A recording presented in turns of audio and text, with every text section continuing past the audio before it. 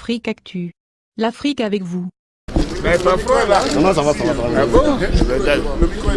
Ah, c'est pas là, pardon. Oui. Monsieur le Président. Madame, messieurs, bonsoir. Oui. Vous voulez vous appeler? Oui, je suis avec vous. Là, ça va? Bien? Oui. Mais nous avons parlé de la coopération bilatérale. Bien entendu, vous connaissez les relations entre la République française et la République de Côte d'Ivoire, qui sont des relations excellentes.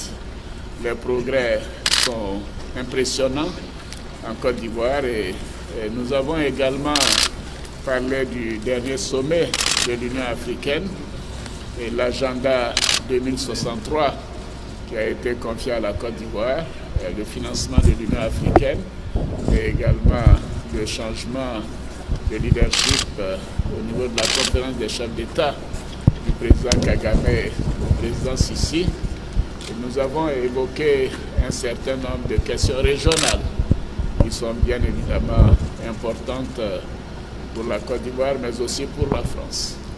Et les questions spécifiques ivoiriennes ont concerné notre volonté de maintenir le programme du métro et d'assurer son financement et de travailler à la mise en œuvre rapide de l'Académie pour la lutte antiterroriste. Voici en gros les points dont nous avons parlé et c'était un très bon entretien. J'ai encouragé le président Macron à continuer ce grand débat pour apaiser son pays et je suis réconforté de voir que les choses semblent effectivement aller dans la bonne direction. Afrique Presse. Oui. Mais attendez 2020, j'ai déjà donné ma réponse à plusieurs occasions. En 2020, vous connaîtrez ma réponse. Afrique Presse. Oui. Une question nationale. Oui. Vous avez évoqué la question du métro. Oui. Qu'est-ce qui coince? Qu'est-ce qui bloque? C'est un de deux. Oui. Le gouvernement ivoirien a fait de l'année 2019 l'année du social. Concrètement, comment cela va se traduire dans les ménages ivoiriens? Oui. D'abord, sur le métro, nous avons, vous savez, un linéaire de 37 km et demi. Évidemment, quand il y a des avant-projets sommaires, bon, c'est des termes très techniques, on se rend compte quelquefois que les montants sont très élevés, dehors de l'enveloppe qui avait été arrêtée avec le groupe STAR, le groupe d'entreprises françaises. Donc nous travaillons à faire en sorte que le financement du métro soit à l'intérieur de ce qui a été arrêté au départ. Là, c'est le premier point. En ce qui concerne les dépenses sociales, vous savez, j'ai dit que l'année 2019, l'année 2020 sont les deux années du social. La Côte d'Ivoire a eu des performances économiques parmi les meilleures au monde. Depuis 7 ans, nous avons des taux de croissance annuels d'environ 8% par an, un taux d'inflation très bas de 1 à 2%, une maîtrise des dépenses publiques, un déficit budgétaire de 3 à 4% et j'en passe. Donc c'est un pays qui est bien géré au plan macroéconomique, les performances sont là, les infrastructures ont été construites, nous avons amélioré l'accès à l'eau potable, à la santé, aux écoles, à la santé, mais nous avons pensé qu'il fallait faire un effort particulier sur le social, puisque beaucoup de gens nous disent oui, tout ça va très bien, mais au niveau de la réduction de la pauvreté, nous ne ressentons pas de manière effective donc les progrès. Et c'est vrai que le taux de pauvreté a baissé en dessous de 50%, de 40 à 45%, alors que nous étions largement au-dessus. Et nous avons concentré plus d'1,2 milliard d'euros de dépenses sur ces 2 années, en complément des dépenses déjà dans le budget, pour cibler un certain nombre de dépenses précises. Par exemple, si vous allez dans une région et que les pompes villageoises ne fonctionnent pas par manque de réparation, ce programme social le fait. S'il y avait des poteaux d'électrification qui ont été là, mais que malheureusement l'électricité n'était pas arrivée, nous approvisionnons immédiatement la localité. Nous avons mis en place un programme électricité pour tous.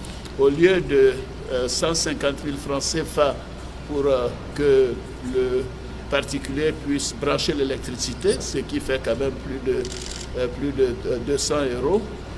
Nous avons mis un système où avec 1000 francs CFA, on peut avoir de l'électricité et payer le reste sur 10 ans avec donc un financement prévu par le programme social. Donc c'est toute une série de mesures qui permettent de faire en sorte que les Ivoiriens qui ont des revenus faibles puissent accéder au quotidien, à l'école, à la santé, à l'eau potable, à l'électricité.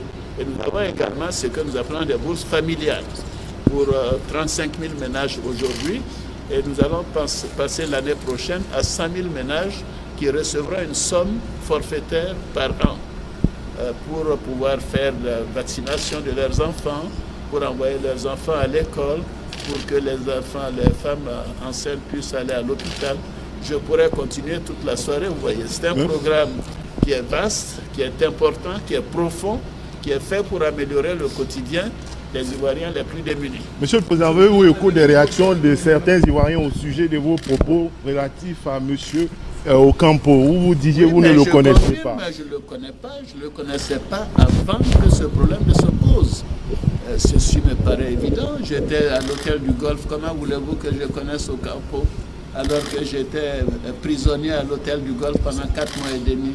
Mais quand la question donc, du transfert de Laurent Gbagbo a été décidée, et c'est lui qui a d'ailleurs amené la Côte d'Ivoire à la CPI, mais bien évidemment, à ce moment-là, il me fallait prendre des contacts avec M.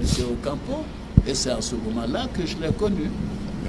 Président, avez-vous évoqué avec Emmanuel Macron la situation à Gbagbo, et vous, à titre personnel, craignez-vous un éventuel retour de M. Gbagbo? Non, je peux vous dire sincèrement, nous n'avons pas parlé de Laurent Gbagbo.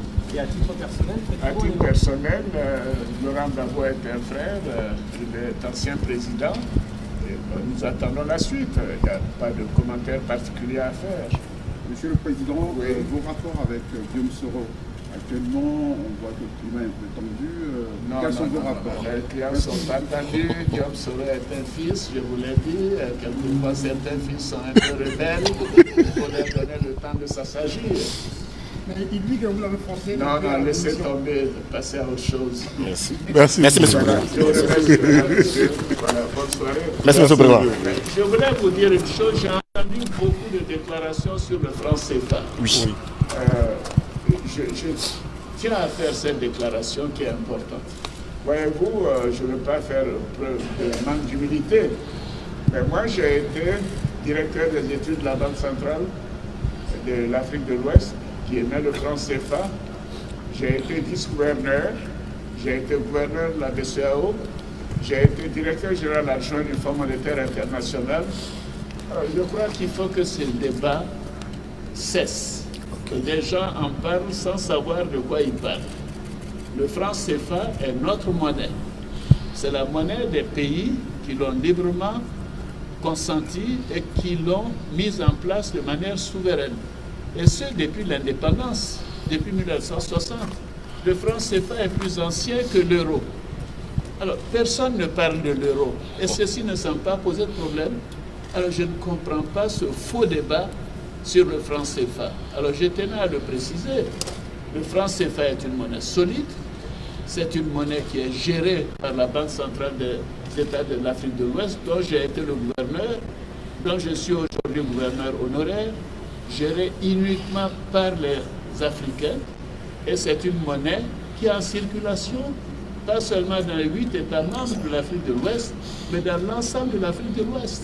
Si vous allez en Mauritanie, si vous allez au Ghana, au Nigeria, vous allez au Libéria, en Sierra Leone, dans d'autres pays, en Gambie, mais dans tous ces pays, les populations acceptent et utilisent le franc CFA.